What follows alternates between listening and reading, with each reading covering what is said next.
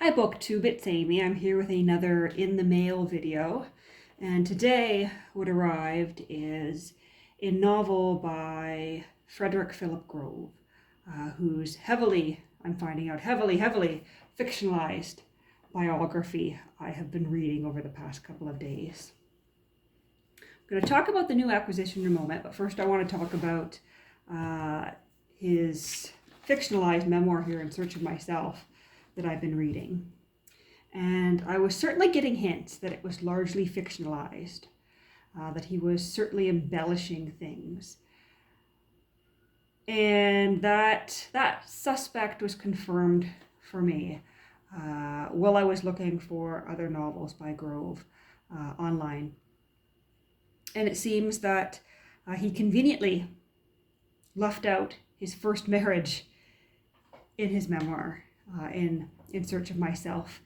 He has left out his first marriage. He's left out some shady legal trouble he got involved with. He's left out that he was a German translator, and he even tweaked the place of his birth a little bit.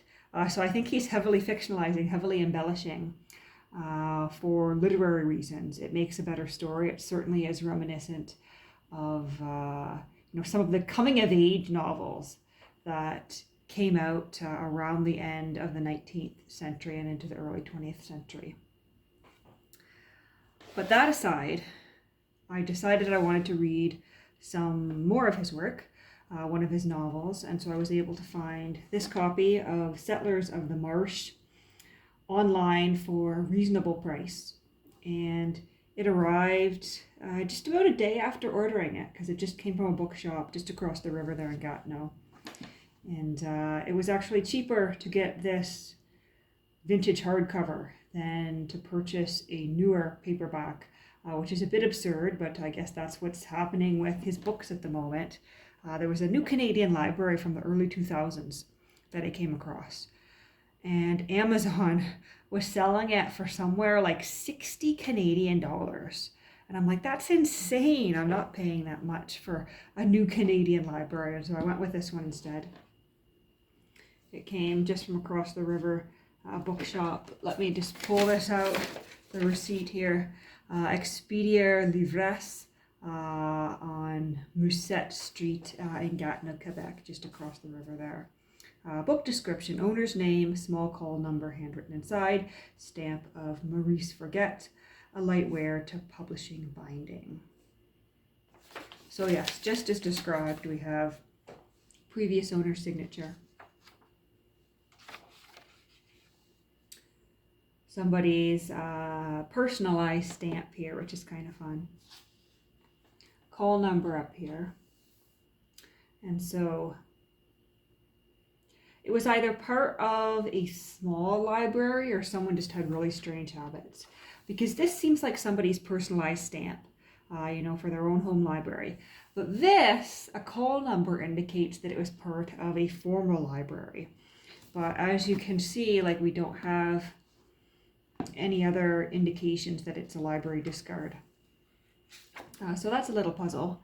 Maybe it was a local community library, a church library, something along those lines, a library at a small private club or something along those lines. But yes, that's very interesting. Title page here, the Ryerson Press in Toronto. Copyright 1925. Dedicated to Arthur L. Phelps.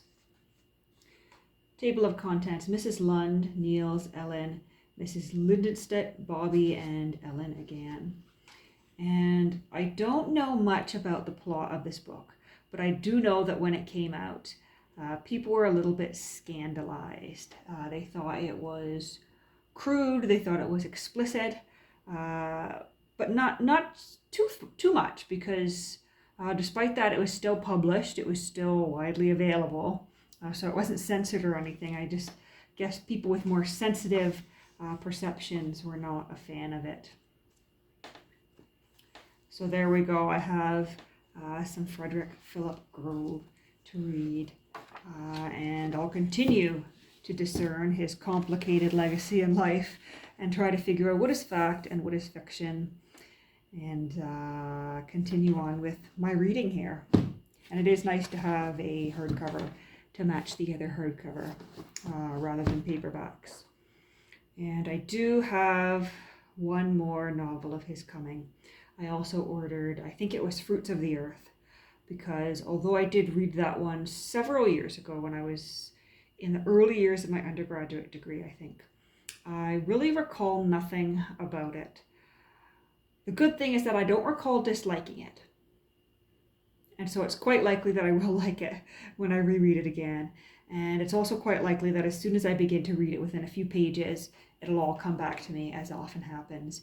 Sometimes you've read a book and years have gone by, and even when you hold it in your hand, the exact copy, there's no recall, there's no memory of what this book is or what it was about or when you read it. But as soon as you begin to read the first few chapters, it suddenly all comes back to you.